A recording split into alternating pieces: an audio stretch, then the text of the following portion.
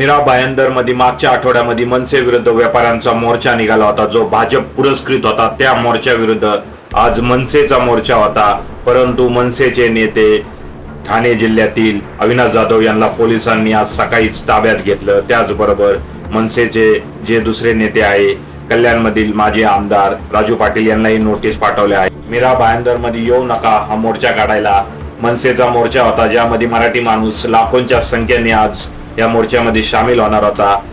तो मोर्चा कुठेतरी भाजप सरकार देवेंद्र फडणवीस यांनी अडवण्याचा एक प्रयत्न केला आहे, केविलवाना हा प्रयत्न आहे। नेत्याला जरी तुम्ही तुरुंगात टाकले तरी कार्यकर्ते हा मोर्चा काढण्यावर अजूनही ठाम आहे।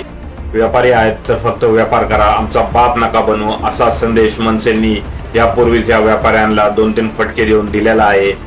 एवढंच सांगेल की महाराष्ट्रामध्ये मराठी आलीच पाहिजे, जर येत नसेल तर शिकण्याचा प्रयत्न करा। एक दिवस तुम्ही चांगली मराठी नक्कीच बोलाल।